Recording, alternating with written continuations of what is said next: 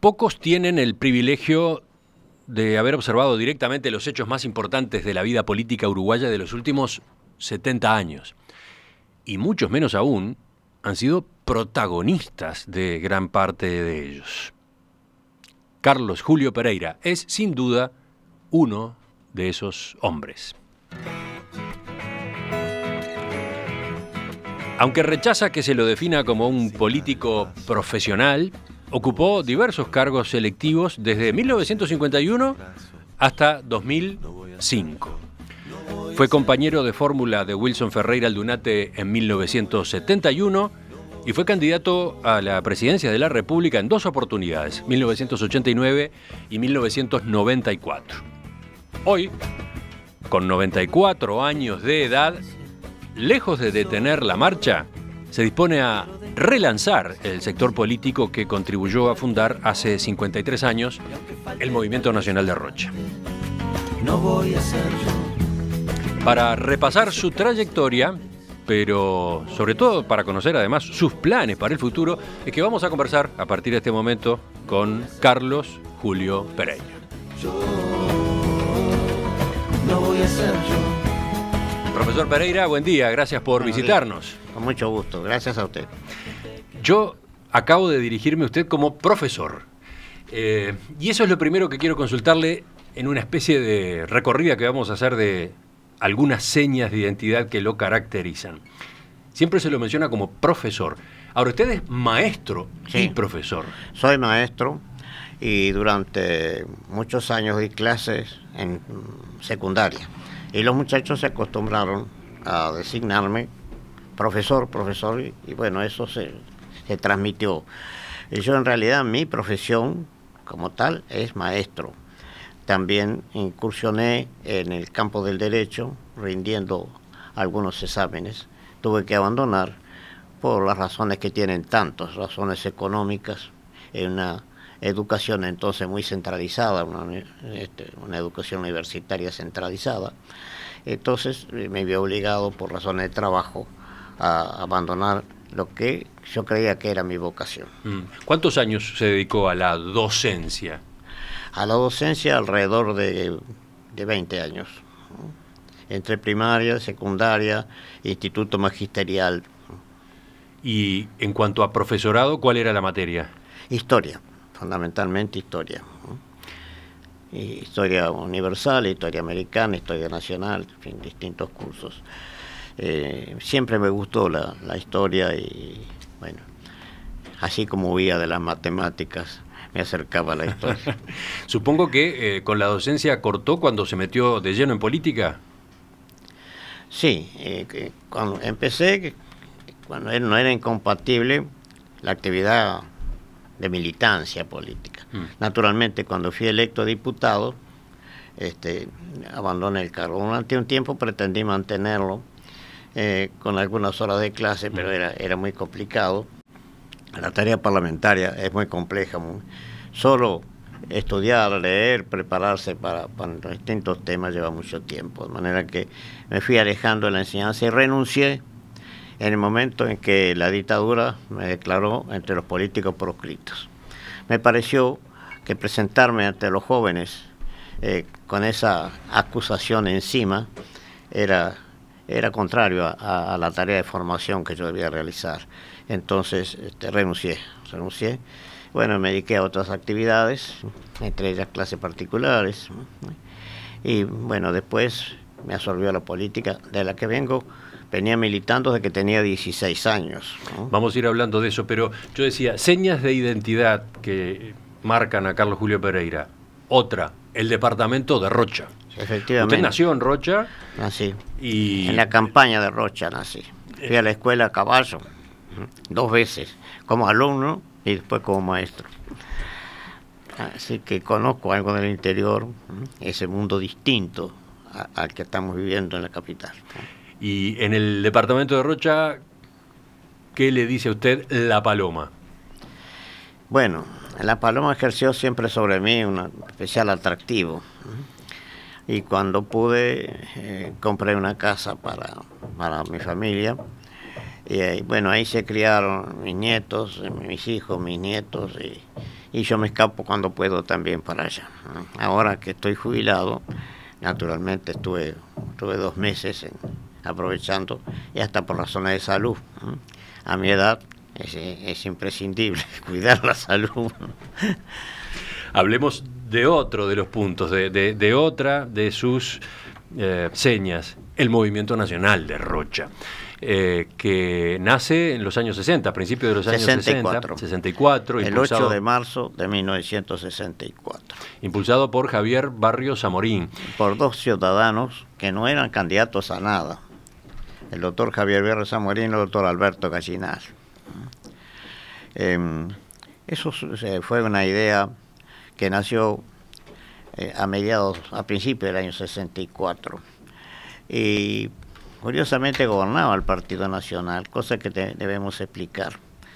Después de la victoria del 58, gobernaba el Partido Nacional, pero nosotros creíamos, y los fundadores de este movimiento creyeron, que después de 93 años de oposición y de protesta frente a los gobiernos colorados, había llegado el momento de hacer una verdadera revolución pacífica, y eso no se estaba operando.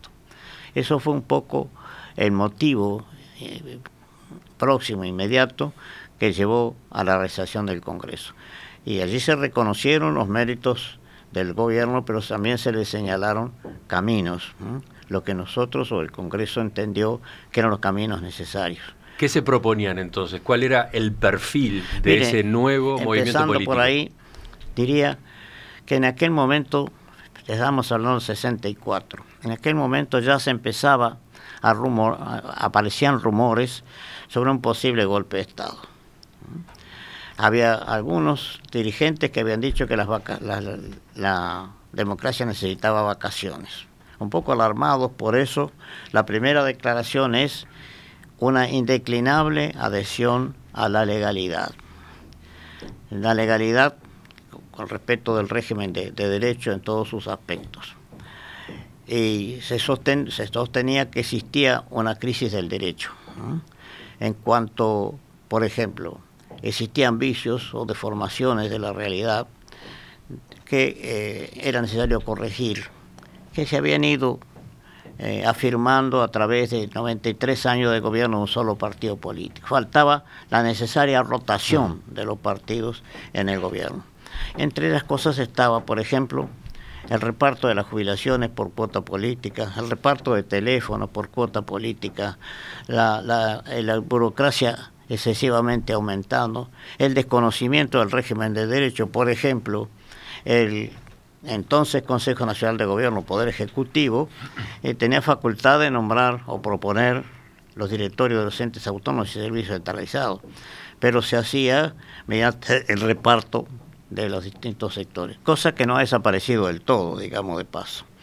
Pero cuando se debía elegir los mejores, los más aptos para los cargos de la administración, en fin, venían por el lado de la cuota política gente preparada y gente no tan preparada. Entre todas esas cosas se consideraba necesario también una segunda declaración que decía que los ciudadanos debían exigir de los gobernantes, funcionarios y agentes del gobierno una estricta moral, es decir, la ética en el manejo de la política, que aparecen como cosas inseparables.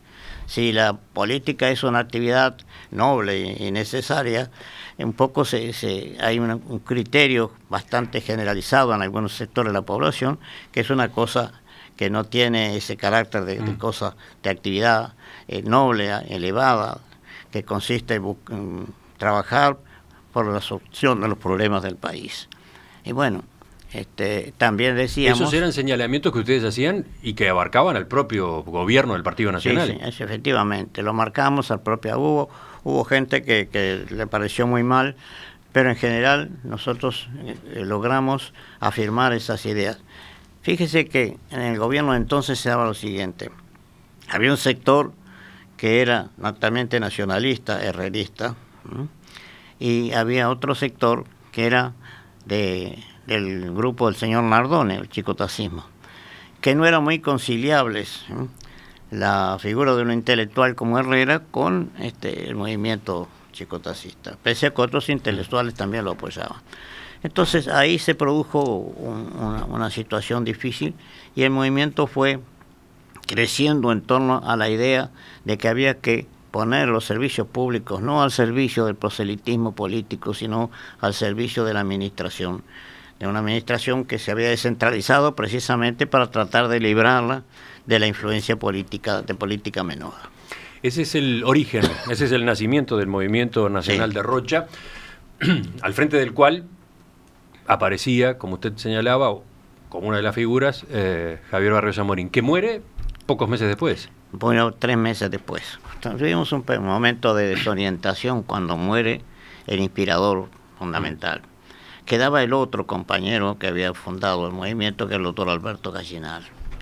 Se encontraba en Londres, yo le comuniqué la muerte del doctor Barrios Amorín y le decía que estábamos en condiciones de apoyar una acción si él se ponía al frente. Y así se puso al frente del movimiento, realizó no solo una obra política, sino que desde el punto de vista social realizó una obra muy importante, iniciando la política de MEVIR, que terminó con la vergüenza de los rancheríos, que era una verdadera vergüenza para el país. Y creo que esa sensibilidad del doctor Gallinal abrió camino para que el movimiento se fuera colocando en una posición en el panorama político, en el esquema político, en una política de centro proyectado hacia políticas sociales, que nosotros tratamos de desarrollar desde el Parlamento. Nosotros hubo un momento en que tuvimos una fuerte representación parlamentaria, tuvimos ministerios, tuvimos 7 gobiernos departamentales, y ahí tratamos de impulsar esas políticas sociales. Y también a mí me preocuparon algunos temas que me parecieron fundamentales. Ya en el Congreso se habló de la posibilidad de la reforma de las estructuras agrarias, que luego Wilson Ferreira proyectara a través de 7 leyes. Ya estaban en vigencia y en el Congreso se destacó la necesidad de profundizar en el estudio de esos temas. Eran las épocas del gobierno del Partido Nacional con Wilson como ministro de Ganadería en esa época. Hablemos de Wilson justamente, saltemos en el tiempo y vayamos a otra de las marcas en su trayectoria. Compañero de fórmula de Wilson Ferreira Aldunate en el año 1971. La fórmula Wilson Carlos Julio, la fórmula Por la Patria, Movimiento Nacional de Rocha. ¿Qué significó para usted? El momento que más me gustó de mi actividad, porque más me marcó también de una actividad política. El Partido Nacional había perdido algunos de sus líderes importantes. Había muerto el doctor Herrera, había muerto Chegoyen, había muerto Barrios Amorín, había muerto Fernández Crespo. Y entonces vino la necesaria renovación. Y en esa renovación surgió la fórmula que usted acaba de mencionar. A mí me impresionó, yo estaba acostumbrado a asistir a los actos partidarios. Lo que más me impresionó fue la multitud de juventud que se vino en torno a esa forma. Y los actos que recibían a Wilson Ferreira con una gran esperanza. Todo se estableció un documento que se llamó Nuestro Compromiso con Usted, en el cual se proyectaban soluciones para el tema de la tierra, de la educación, del comercio exterior, en fin, toda una renovación importante. Bueno, todo eso se frustró con la derrota del 71. 2 años después, el golpe de Estado. Efectivamente. Otra de las marcas. Wilson va al exilio unas horas después de la disolución de las cámaras. Usted permanece en el país. Sí. ¿Por qué se dan esas dos conductas? Ante la inminencia del golpe de Estado, de la misma noche estuvimos una larga reunión con Wilson. Él me anunció que se iba a ir. Estaba en una situación difícil y yo había resuelto quedarme, cualquiera fueran las circunstancias. Además quedó un poco la idea de que la fórmula debía proyectarse en una resistencia a la dictadura dentro de lo que era posible, y así surgió el triunvirato que nombró el Partido Nacional como autoridad de emergencia, disuelto a los directorios de los partidos, proscritos sus dirigentes,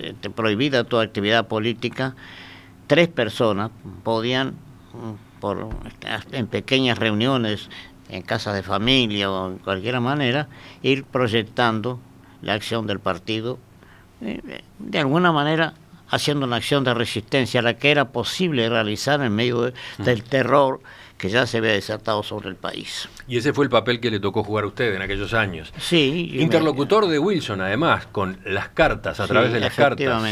Usted escribió y publicó un libro que fue motivo de nuestra anterior conversación en octubre de 2013. Wilson, las cartas desde el exilio, un libro que revela varios de aquellos textos justamente. Sí, fue curioso, fue una circunstancia especial. Yo tenía guardadas esas cartas, ¿no? Y en un acto que hubo en la universidad de homenaje a Wilson y a Michelini, me invitaron a hablar. Y a mí me pareció entonces que lo mejor era leer trozos de las cartas de Wilson para que realmente se conociera su lucha en el exterior. Y cuando terminé, Gerardo Caetano me dijo, no, eso hay que publicarlo. Y si usted no me da esas cartas, yo se las tengo que robar. Y así surgió el libro, ¿no? Sigo recorriendo su historia, su trayectoria y también momentos, mojones, señas, decía, la botella de vino envenenado. Sí. La botella de vino envenenado que usted recibió de manos anónimas en 1978. No fue el único que recibió esas botellas. No. Otra fue para Luis Alberto Lacalle y otra fue para Mario Heber. Y todos sabemos lo que pasó. Sí. La esposa de Mario Heber, Cecilia Fontana, abrió aquella botella, probó el vino y murió envenenada. Claro, era un hecho increíble, ¿no? Se volvía a la práctica de los Borgias del siglo XV, ¿eh? El envío del veneno. Parecía inconcebible que en el Uruguay se viviera esos momentos. Nosotros en principio no creímos de ninguna manera que tuviera veneno, resolvimos no tomarlo. Pero era inconcebible lo del vino envenenado. Las botellas venían con una tarjeta que aludía a hechos políticos, una presunta nueva etapa que se iniciaba en plena dictadura todavía. Decía para beber, celebrar el 31 de agosto, ¿sí?, con motivo de los cambios que se van a operar para la patria. Entonces nosotros creímos que en nuestra ingenuidad de luchadores clandestinos, creíamos que alguien de adentro nos avisaba que iba a pasar algo, ¿no? No concebimos lo del vino. Alguien incluso, en una reunión que había en mi casa esa noche de unas 10 o 12 personas, también hablando de todos estos temas naturalmente, alguien pensó en tomarlo el vino, pero como era una botella de 3/4 era imposible para tanta gente. Entonces, felizmente no se tomó. Y la señora Heber no creyó, ¿no?, como no creímos nosotros, ¿no?, a pesar de que resolvimos no tomarlo. Además estaba muy... Sí, la decisión de ustedes de no beber el vino no fue porque temían que estuviera envenenado o pensaban... Era un regalo anónimo, no se sabía de dónde venía. Pero dio la casualidad que no lo tomaron, pudieron haberlo tomado perfectamente. Claro, un poco de casualidad. El episodio nunca fue aclarado, pese a que hubo investigación parlamentaria, investigación judicial. ¿Usted tiene alguna hipótesis sobre quién fue que envió esas botellas? Fue la dictadura. Ahora, individualizar quién lo hizo, no me atrevo a decir. Hay distintas versiones, ¿no? Por ejemplo, una versión que se dio de inmediato es que era fruto de la división que en ese momento se operaba en la cúpula de las Fuerzas Armadas. Por un lado, una línea más de transacción que se pensaba que iba a ser de transacción, y otra más dura, más inflexible. Y que en esa lucha por el poder había aparecido alguien a crear un hecho que conmoviera a la opinión pública y que, en fin, definiera esa lucha interna que había en el gobierno. Esa fue una de las tesis. Incluso la embajada americana creía que era eso, o por lo menos nos decía que creía que era eso, ¿no? Pero mi pregunta iba más directo a su convicción personal. Si usted ha logrado hacer una composición del lugar, si usted tiene la impresión de quién fue quien mandó esas botellas. Bueno, en torno a la dictadura se movían militares y civiles, ¿no? Y civiles con una concesión muy totalitaria, muy arbitraria, muy al estilo fascista, ¿no? Y que de ahí debe haber venido, suponemos nosotros. Hay quien dice que fueron fue un mensaje que se mandaron unos a otros los militares que se disputaban el poder. Yo creo que no solo fueron los militares, creo que, en fin, he pensado que también deben haber intervenido civiles. Y que, Pero mi pregunta es, ¿usted tiene un nombre en la cabeza? no. No le voy a pedir que me lo diga, pero ¿tiene un nombre? No. Yo pedí la reactivación de las investigaciones. Sí. Y se realizó una investigación policial, pero fue por la galería, ¿no? Porque se llegó a saber dónde se había vendido el veneno, quién lo había comprado, y que se había dicho que se compraba para curar árboles, para proteger árboles de los parásitos. El veneno no era para eso, ¿no? Era un veneno que se usaba mucho en el campo para matar zorros y animales así dañinos. Era un fosforado muy fuerte. Pero finalmente, cuando se fue a citar a la persona que había comprado, no estaba en el país. ¿De qué año está hablando? ¿Cómo? ¿De qué año está hablando? Estoy hablando más o menos del año 1984-85. Esa persona no estaba en el país, la persona que había, según dijo el emisario que compró el veneno, que era para curar árboles, no se lo pudo ubicar. Y se pidió a la embajada americana, se pidió al gobierno americano, al Departamento de Estado, que nos mandara la información, ¿no? Se pidió por intermedio del Servicio Diplomático del Uruguay. Y es curioso, hay información, pero después en la transcripción de la información aparecen grandes espacios en blanco, que son reservados o son secretos. Eso sí saben, es muy probable que sepan, pero no nos transmitieron nada, ninguna pista posible. Estamos conversando esta mañana en Perspectiva con Carlos Julio Pereira, que tiene 94 años, es maestro y profesor, fue electo edil del Partido Nacional en Rocha en 1951, fue el comienzo formal de su carrera política.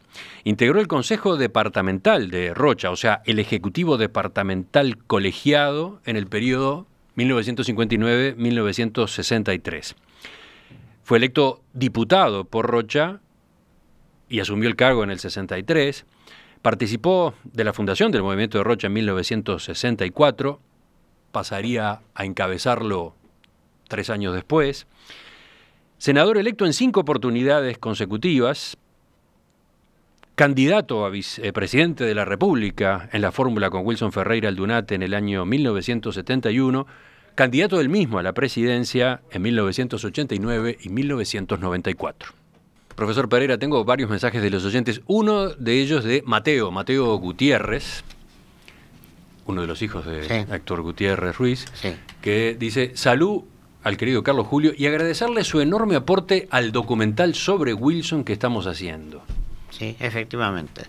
Me tomaron declaraciones para ese documental, ¿no? Es un muchacho muy trabajador en ese. Sí, se viene ese trabajo que ha generado mucha expectativa, ¿no? ¿Qué más? Otro mensaje de un celular terminado en 429 dice: gracias por haber protegido gente en la dictadura y por no votar la ley de impunidad. Ahí tenemos otro de los mojones de su trayectoria, ¿no? Fines de 1986, cuando usted discrepa con Wilson Ferreira Aldunate, que impulsaba la ley de caducidad, y decide no votarla. El movimiento de Rocha no la vota. Bueno, incluso el movimiento de Rocha después se termina dividiendo, ¿no? Por ese mismo motivo, pienso en la salida de Gonzalo Aguirre.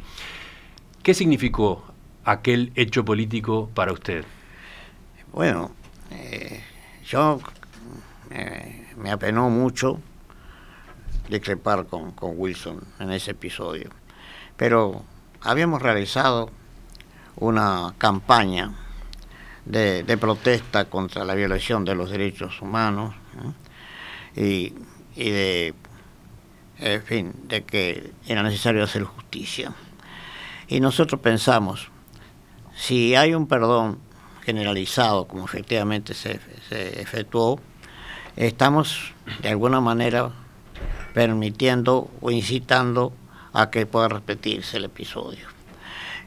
También nos pareció elemental que un acto de justicia, si por pequeños delitos, por rapiñas o por robos ínfimos, de valor ínfimo, se castiga, se sanciona, se encarcela.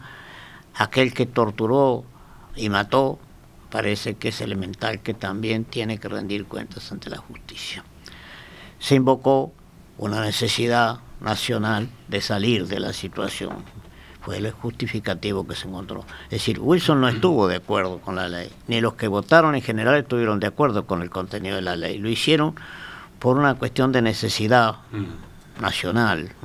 ¿Cómo quedó la relación entre ustedes dos a partir de aquella divergencia? Creo, a mí me sorprendió incluso que no tuvo una reacción fuerte Wilson, lo cual me llevó a la convicción de que él pensaba más o menos lo mismo. Además era lo que habíamos estado discutiendo tiempo antes.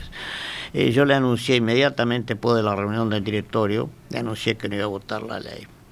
Bueno, Wilson aceptó como una posición personal, esa, claro que seguramente no le gustó, pero no discutimos sobre el tema mayormente. Habíamos discutido algo en el directorio, después en la entrevista privada no discutimos y se admitió, y yo admití el buen propósito de aquellos que votaron. Querían terminar con el régimen y creyeron que ese era el precio para salir. Y pensaron, incluso yo pensé también, que eso había sido acordado en el pacto del Club Naval.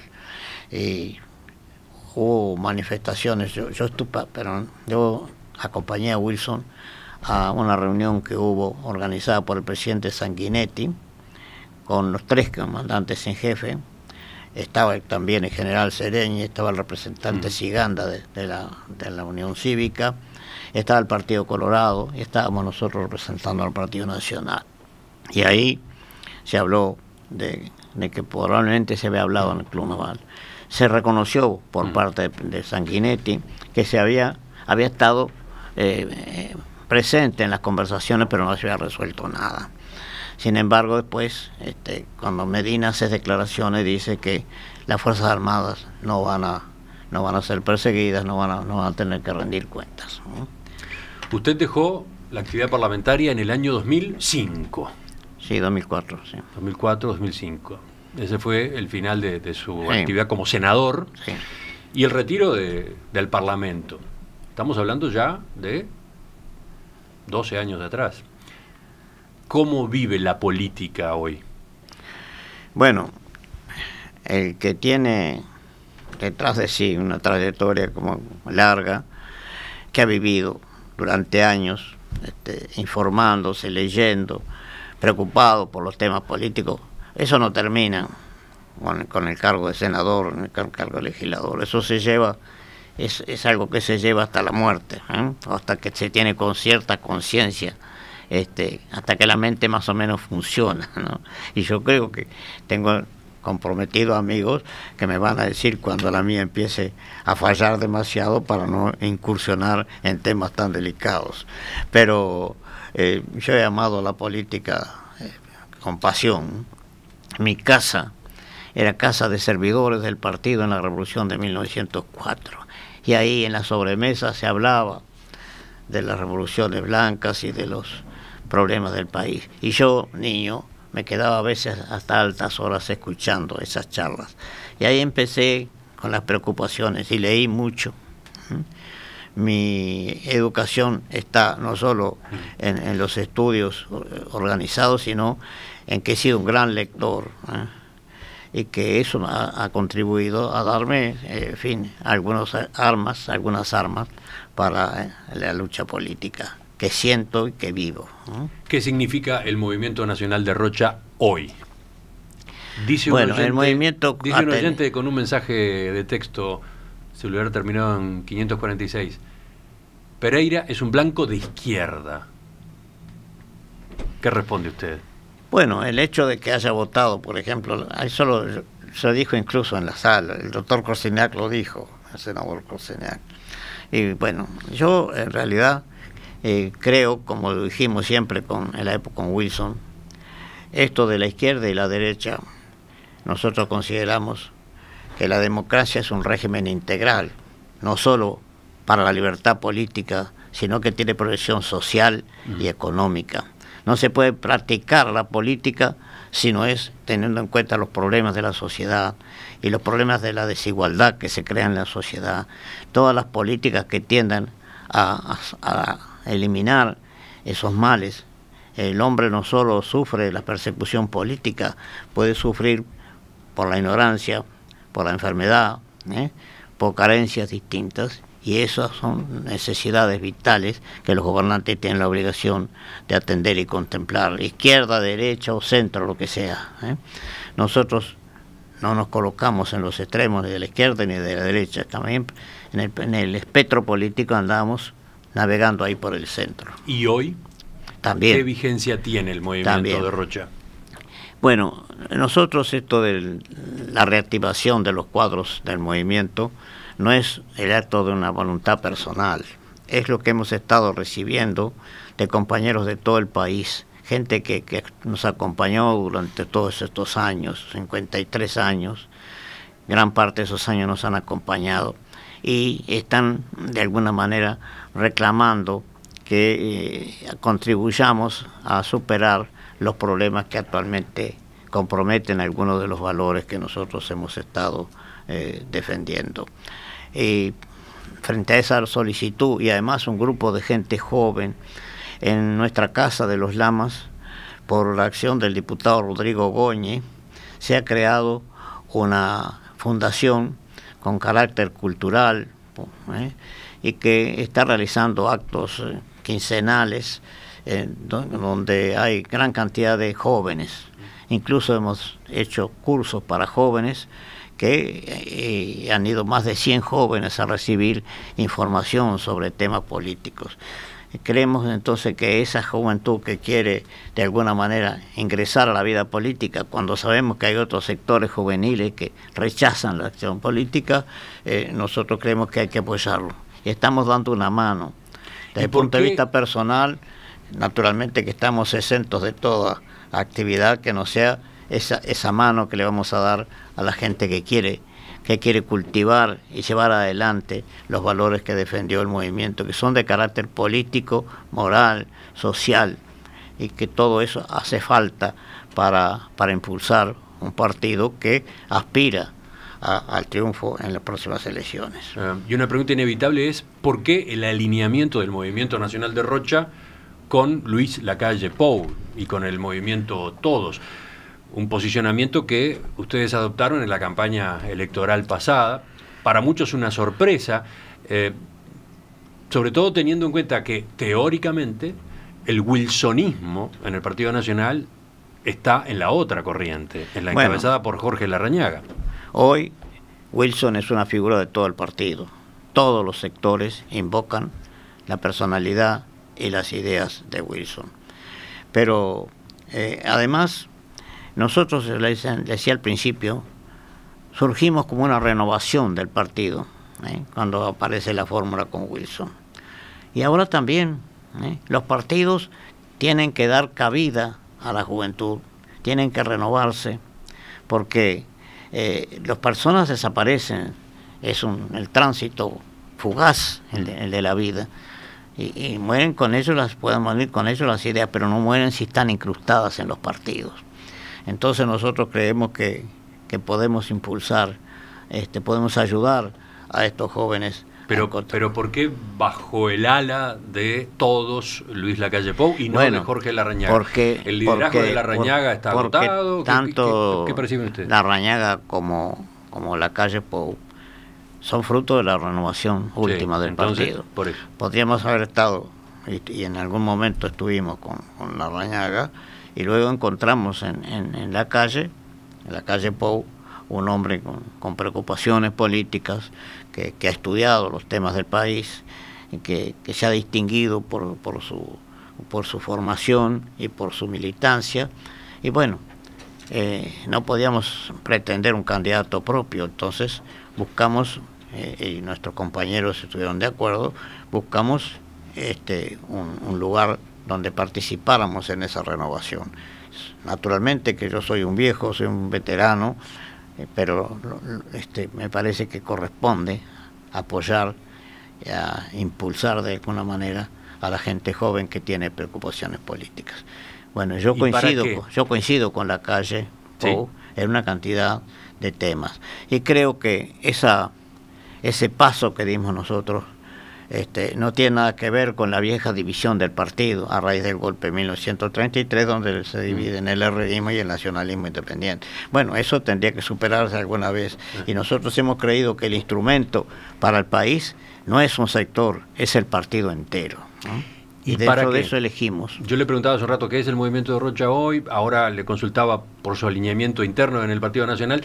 La última pregunta es ¿para qué? ¿Para qué relanzar el movimiento de Rocha? ¿Qué papel entienden que tienen que jugar ustedes hoy en el espectro político? Bueno, en primer lugar, impulsar estos valores que habíamos señalado. Fíjese que actualmente hay cierta crisis del derecho, ¿no? Frecuentemente aparecen actos de gobierno que bordean, caminan por la línea divisoria entre el derecho y la arbitrariedad, ¿no? Entonces, cuando nosotros prometimos una inalterable lealtad a la libertad, bueno, y al derecho, creemos que ese es un valor que hay que machacar permanentemente sobre él. También machacamos sobre la ética en la política, y también es un valor que aparece de alguna manera con algunos actos de gobierno, no digo con todo de ninguna manera, con algunos actos de gobierno aparece comprometida la ética de los gobernantes, por ejemplo, en el cierto manejo de los dineros públicos. Bueno, son cosas de actualidad permanente. Entonces, esos son valores que hacen al prestigio de la acción política.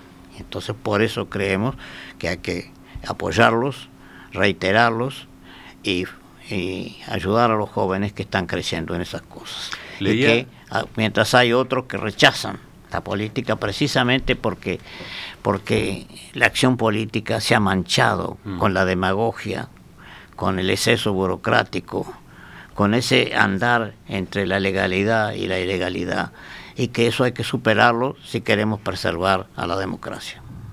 Leía declaraciones de Gastón Cosia, uno de los dirigentes de la renovación del movimiento de Rocha, que calificaba a su sector como progresista, decía no le tenemos miedo a ese término, e iba más allá, incluso decía, acá hay un espacio para los frente amplistas desencantados. ¿Tan así?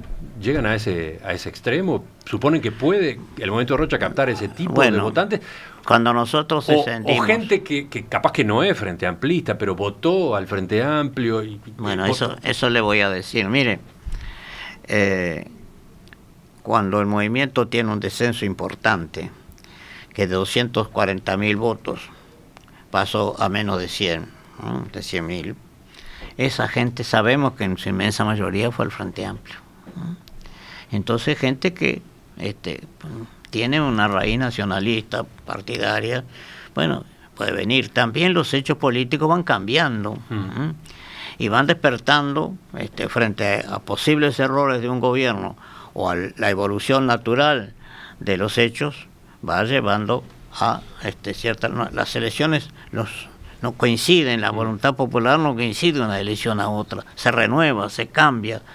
Entonces creo que eso da campo para este sector y de paso le abre paso a la gente joven que viene a hacer la necesaria renovación en los partidos. Profesor Carlos Julio Pereira, gracias por acompañarnos esta mañana.